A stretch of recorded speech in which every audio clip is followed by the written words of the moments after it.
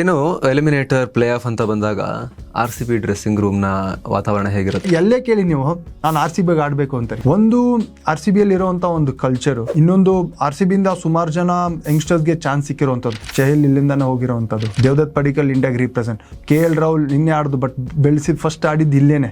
ಶ್ರೀನಾಥ್ ಅರವಿಂದ್ ಈ RCB franchise ಆಡಿ India represent ಮಾಡ್ತಾರೆ. ವಿರಾಟ್ ಕೊಹ್ಲಿ ಕೂಡ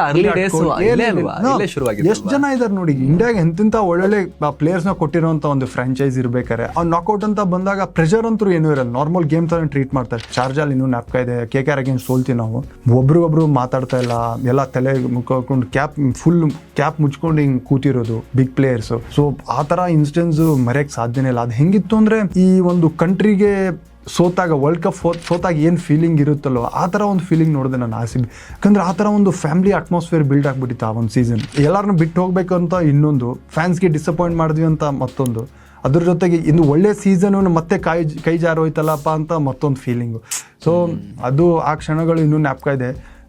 ಸಿಕ್ಕಾಪಟ್ಟೆ ಕಷ್ಟ ಅದನ್ನ ಡೈಜೆಸ್ಟ್ ಮಾಡ್ಕೊಳ್ಳೋದಕ್ಕೂ.